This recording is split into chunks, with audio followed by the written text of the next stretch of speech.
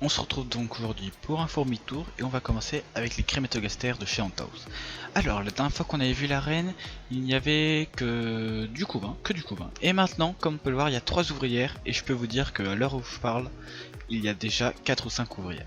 Donc ça se développe bien, la reine va bien, je suis assez content. Franchement, elle avait pas pondu pendant très longtemps et là, elle a pondu et elle a même des ouvrières. Donc on voit quelques plans, tout le monde va bien. Il y a même une petite ouvrière avec une petite physiogastrie. Franchement, je suis assez content. Là, on va bientôt voir la deuxième colonie que j'ai. Alors à la base, c'était des ouvrières que j'avais trouvées dans mon bois de cheminée avec du couvain, mais pas du jeune couvain, que du vieux. J'avais une reine seule. Je me suis dit, bon bah on va les mettre ensemble, et comme vous pouvez le voir, ça fonctionne très bien. La prochaine espèce que l'on va voir, c'est Aphaenogester subterranea. Alors la dernière fois qu'on les avait vues, elles étaient 10 à tout péter. Maintenant, comme on peut le voir, elles se sont bien multipliées et elles ont fait de la saleté. Regardez-moi ces moisissures. Bon, de toute façon, c'est pas ça qu'on veut voir. Nous, on veut voir une belle colonie. Donc, on peut voir qu'il y a pas mal de couvains, pas mal d'ouvrières surtout. Là, elles sont pratiquement à 30, il me semble. Ce qui est plutôt pas mal, hein.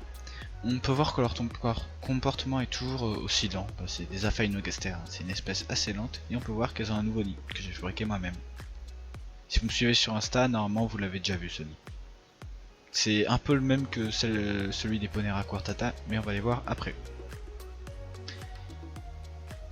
Maintenant, on passe au Camponotus latellaris. Alors elle, j'en avais une colonie avant, mais je l'ai vendue et j'en ai retrouvé une autre dans mon bois de cheminée.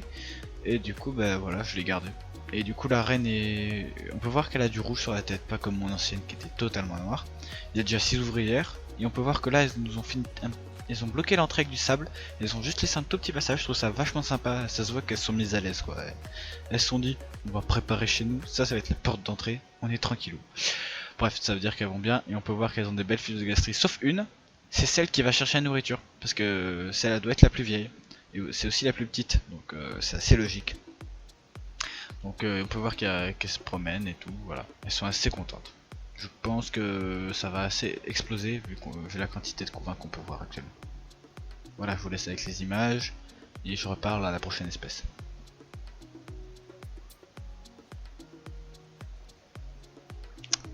Alors cette fois, on peut voir, on va dire mais qu'est-ce que c'est que ce truc là, ça ressemble à rien, ça a 4 points. Eh mais ça serait pas des Dolichoderus quadripunctatus?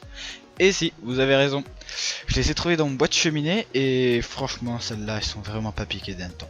Désolé Mixem mais je te prends ton expression. D'ailleurs merci pour les pubs hein, parce que du coup la communauté Myrmeco on est plus nombreux. Donc on peut voir qu'il y a du couvain, c'est une très belle espèce, franchement je les adore. Elles sont magnifiques, je leur ai fait un petit terrarium, d'ailleurs je vais sûrement faire une petite vidéo dessus. Ceux qui me suivent sur Insta vous l'avez déjà vu. Donc on peut voir qu'elles ont vraiment une texture sur la peau, enfin sur la chitine qui est assez sympathique. Franchement, j'aime beaucoup. Par contre, ma colonie, elle n'a pas des très belles couleurs. Comme vous pouvez le voir, les points sont pas très visibles et le rouge est pas non plus éclatant. Là, on peut voir là, on peut voir des ouvrières. Franchement, je les adore l'observer. Et là, la reine. Elle est pas beaucoup plus grande et ça sème juin-juillet, il me semble. Donc, peut-être que j'essaierai d'en avoir parce que c'est vraiment une espèce que je trouve magnifique. Et très intéressante au niveau du comportement. Enfin, elles font des physiogastries, enfin, non, oui, elles font des physiogastries, mais elles sont assez petites. Et elles font aussi des genres de trophalaxie, mais pas de bouche à bouche. Elles font d'abdomen.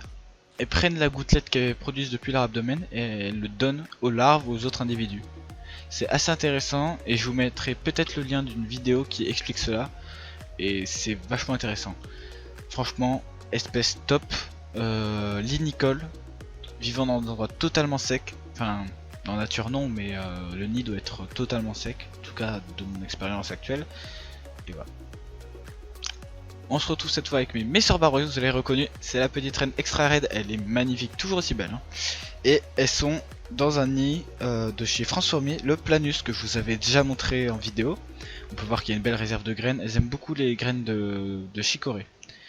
Donc voilà, j'ai pas réussi à très bien filmer parce que c'était pas un très bon endroit. On peut voir qu'il y a déjà des nymphes, d'ailleurs la nymphe, la grosse nymphe blanche, elle est du nez et c'est un beau petit major.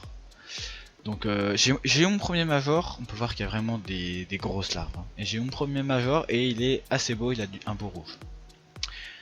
On passe cette fois-ci au Ponera quartata. Alors celle-ci, à la base il y avait qu'une reine, qu'on va voir juste après, et une ouvrière. Après je me suis dit, bah j'ai rajouté encore une reine, une ouvrière pardon. Encore une ouvrière, encore une ouvrière. Allez, 3-4 ouvrières. Et voilà, bah maintenant elles sont très nombreuses. Donc la reine va très bien, il y a du couvain, tout se passe pour le mieux. C'est une espèce assez intéressante. Si vous voulez commencer avec les Ponerinae, n'hésitez surtout pas, elles sont très sympathiques. Après, elles sont très petites. Si vous n'avez pas une loupe binoculaire, ça va pas être très intéressant à observer, je vous le préviens tout de suite. C'est une espèce qui mange surtout des petites coloboles. Donc il faut les attraper soi-même parce que c'est pas des grandes... Enfin, elles les chassent en nature, mais bon, bah, tu leur donnes en captivité, elles vont pas y arriver. Hein. Ça saute trop. Ou alors il faut l'avoir blessé. Donc là on peut voir la reine. On peut voir qu'au premier plan il y a une ouvrière avec 2 petits œufs. Elles sont dans un nouveau nid que vous avez vu sur Instagram si vous me suivez. Là je fais que ma pub. Hein. Là on peut retrouver les Camponotus vagus. Et ouais, ça faisait longtemps. Je pense que cette année je vais avoir mes premiers majors. Là on peut voir la reine. Toujours aussi dur de filmer dans ce nid, j'étais pas bien placé. Globalement, aucun des trucs était bien placé. On peut voir qu'il y a pas mal de larves. Il y a des œufs, il y a des cocons, il y a tout. Là c'est qu'une petite partie du couvain, hein, je vous préviens. Et elles ont toutes des physiogastries, elles sont toutes obèses. Globalement, elles sont obèses. L'espèce suivante c'est Camponotus nidanderi. Et non, c'est une Pilicornis. Au début je pensais que c'était une nidanderi, mais en fait non, c'est une Pilicornis. Actuellement elle a 6 cocons. Là on peut la voir, elle en a 3, mais maintenant elle en a 6. J'ai hâte d'avoir les premières ouvrières, hein. Très franchement, c'est une espèce que je trouve magnifique et j'adore. Franchement, c'est cool comme Camponotus, ça a l'air très sympathique au niveau comportemental. Ensuite, on passe avec qui? Vous reconnaissez peut-être? Aphaenogaster senilis. Alors, pour ceux qui me connaissent bien, c'est mon espèce préférée. Je les adore. En nature, j'adore les observer, même si en vrai, celles que je préfère, enfin celles qui m'ont donné le coup de cœur pour les Aphaenogaster, c'était les Spinoza de Corse, mais j'ai pas réussi à m'en procurer. Et les Senilis sont globalement la même chose mais en plus gros. Là on peut voir la reine, attention elle est dure à repérer quelquefois, hein. Elle se balade, elle est toujours dans le fond et tout. Elle est très très belle. Elle a des reflets un peu comme une Parius au niveau de l'abdomen. Et c'est assez cool. On peut voir qu'il y a une énorme grappe d'œufs au premier plan là, un peu à gauche. Il me semble qu'on la voit un peu mieux après. Là on peut voir la reine qui se nettoie, c'est sympathique. Il y a beaucoup de larves, beaucoup de nains, ça se développe très très bien, très rapidement surtout. Et ça m'a surpris que ça se développe aussi vite. Donc franchement une espèce très sympathique. Elles sont dans le nid, dans un nid sphérique de chez François Hormy, elles ont l'air de s'y plaire. Franchement, elles ont vraiment l'air de l'apprécier. Elles m'ont mis un peu de saleté dedans, bon bah voilà. Là on peut les voir à l'extérieur, j'ai rajouté du sable rouge et elles sont très sympathiques franchement. Si on vient les embêter avec le doigt, elles s'attaquent direct. Instantanément t'en as 4 ou 5 sur le doigt qui te mordent et c'est ultra rigolo. Très sympathique, une espèce que j'adore simplement, je les trouve trop sympathiques. Là on peut déjà les voir, on a juste approché la caméra, elles sont déjà toutes sorties les mandibules. C'est très cool. Là je vous laisse un peu avec une ouvrière qui se nettoie. Oh là là. Par contre, j'ai pas réussi à faire des excellents plans, j'ai essayé de m'entraîner. Et la dernière espèce qu'on va voir aujourd'hui, c'est Camponotus barbaricus. Alors elle, actuellement, à l'heure où je vous parle, elle est entre la vie et la mort. Je suis en train d'essayer de la sauver. Je sais pas ce qui s'est passé, aucune idée. J'ai trouvé ce matin, elle était globalement KO, en train de mourir. Du coup je l'ai prise. Là elle est sur, elle est pas toute recroquevillée, elle bouge un peu la tête et les antennes. En fait ce matin elle bougeait plus du tout. Et là cet après-midi j'ai remarqué qu'elle bougeait un peu la tête et les antennes, du coup je lui donne de l'eau et du liquide sucré à la main, voilà. J'espère qu'elle va survivre, et si elle survit, vu qu'elle arrête pas de bouffer son couvain, je pense que je vais prendre un cocon de la Pilicornis, je vais l'y mettre, et comme ça elle aura une ouvrière, et moi un arme, elle pourra partir débuter sur une bonne base. Ensuite, pour ceux qui me suivent sur Insta, vous savez que j'ai des Colobopsis truncata, j'ai pas encore fait de vidéo dessus, enfin je vous ai pas présenté là. Tout simplement parce que je voulais pas les stresser, je veux pas que le couvain soit bouffé ni rien, je veux vraiment que ça se passe bien, c'est là. Quand ça aura bien démarré, là peut-être que je vous les montrerai.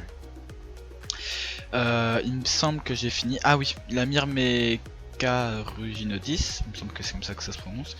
Vous l'avez pas vu là, c'est tout simplement parce que je vais bientôt la vendre. Donc elle a une, je vous dis juste comment elle a beaucoup d'œufs, elle a une larve qui va bientôt se nymphoser. Bon voilà, j'ai bientôt la vendre, c'était pas forcément une espèce qui m'intéressait beaucoup et que bon bah voilà, hein, je vais pas tout garder non plus. Donc je vous dis à la prochaine. Il y aura normalement une vidéo tuto ou en tout cas présentation du setup des Dolichoderus quadripunctatus. Et c'est à peu près tout, il me semble. N'hésitez pas à rejoindre le Discord de Antsforum. Et je pense que... Je réfléchis là, je suis en train de réfléchir à deux trucs. Et je pense que la vidéo va pouvoir s'arrêter là. Je vous dis à la prochaine. J'ai pas d'outro. Salut.